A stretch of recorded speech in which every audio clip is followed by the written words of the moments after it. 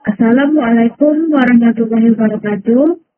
Di sini kelompok kami akan mempresentasikan proposal proyek kami mengenai pembuatan snap game berbasis web, transformasi konsep dasar grafika komputer.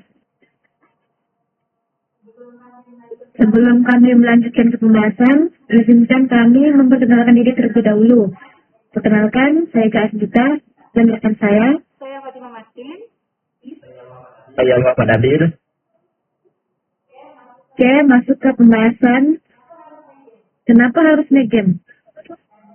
Nah, karena yang pertama yaitu nostalgia klasik, di mana ini menghidupkan kembali game legendaris dengan konsep mekanik yang sederhana namun adiktif.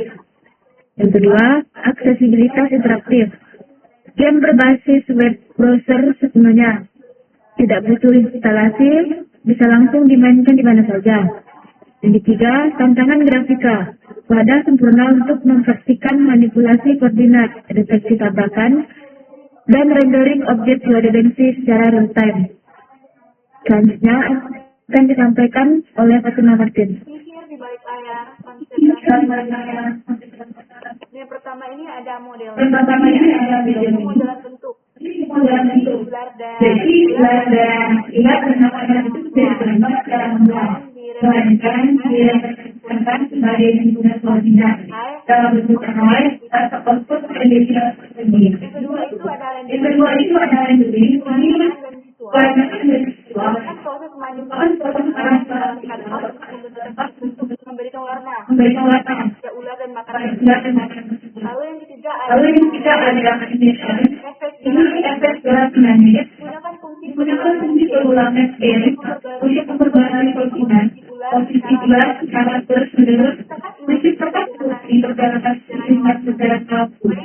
Baik akan disampaikan pada Selanjutnya amunisi dan senjata utama.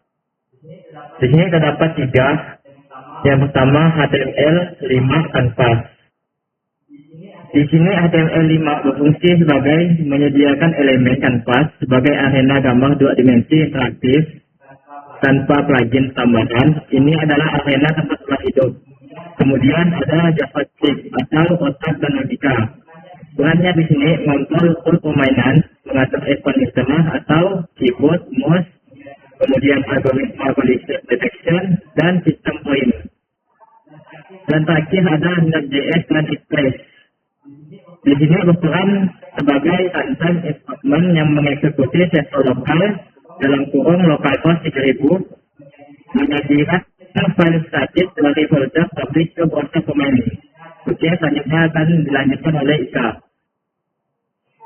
Selanjutnya, ada fitur-fitur seru dalam bagian ini, yaitu ada core gameplay, yaitu sistem pergerakan dinamis dan responsif, auto generate makanan secara acak di dalam web, serta algoritma collision detection, yaitu deteksi tabrakan presisi.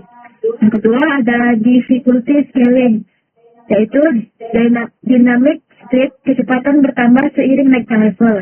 Rock wall, ular menembus dinding di level rendah, dinding menjadi mematikan di level tinggi. Play experience, yaitu sistem skor otomatis dan pelacakan level real time. Transisi level dengan fitur pause untuk mengatur napas, serta sistem restart instan dengan satu tombol enter. Selanjutnya akan disampaikan oleh Fatimah Martin. Baik, lanjut. Ini cara membuat kontrol. Itu ada keyboard, mekanis membaca itu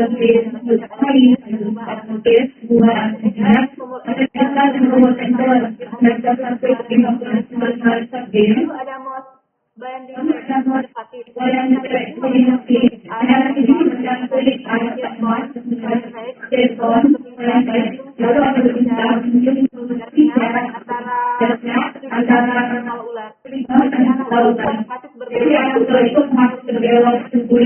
binding maka akan dilanjutkan oleh Nabil.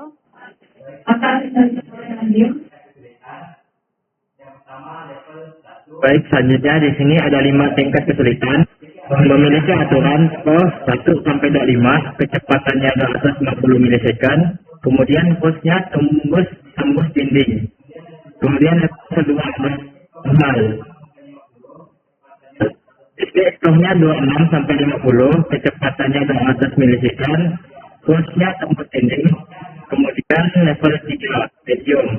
Stoknya 51 sampai 75, kecepatannya 150 milisekund, dan hostnya tembus dinding juga. Kemudian level 4 Alphard. Di sini stoknya 75 sampai 100, kecepatannya 100 milisekund, hostnya tembus dinding. Dan terakhir level 5 atau export. Di sini skornya 100 lebih, kecepatannya 50 ms, hostnya smart mode atau RECA. Selanjutnya yaitu ada ujian kelayakan 1, netbox testing. Boxnya, apakah input pemain menentukan yang benar? Yang pertama yaitu ada input control, kan tombol panas atau klik mouse. Outputnya, ular berbelok dengan akurat, tercapai. Yang kedua, ada input logika, ular menyentuh area makanan.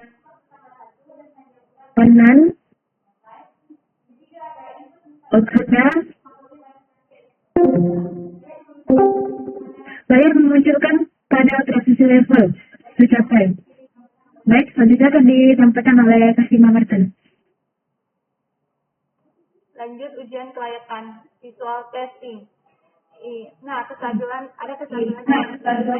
jalan bulan mulus, tidak ada lalu warna ular hijau, makanan merah. Berarti dirender konsisten pada HTML. Lalu ada viewport. Seluruh objek termasuk ular dan makanan ini diacak, dijamin terrender seperti tidak ada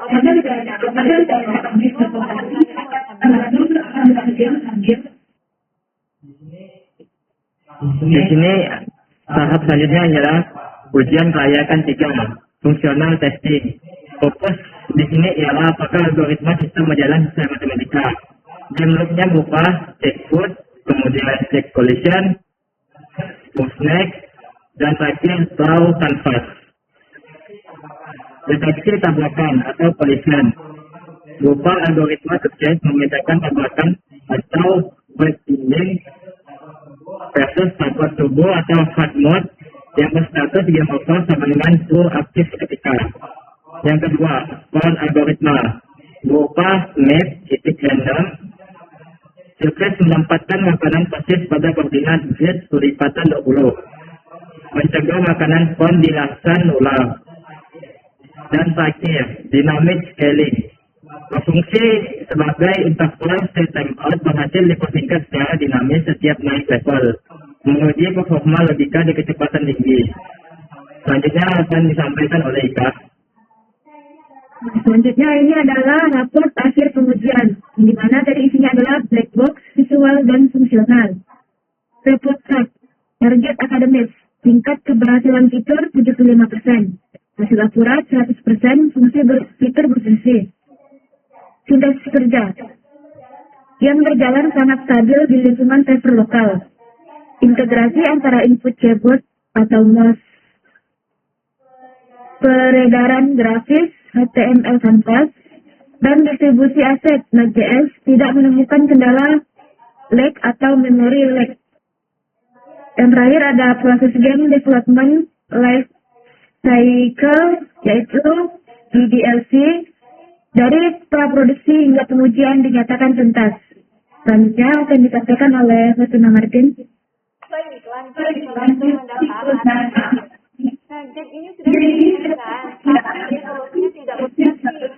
Yang pertama itu ada KP, jadi mengintegrasi KP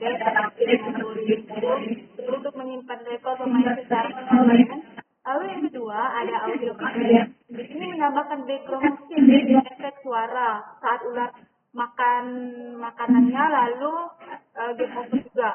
Lalu yang ketiga ada UI UX overhaul. Ini mempercantik elemen antara memberikan animasi partikel pada makanan dan merancang menu utama yang lebih interaktif.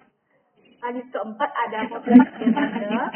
Ini membuka kompetensi head to head dalam satu keyboard atau via web code.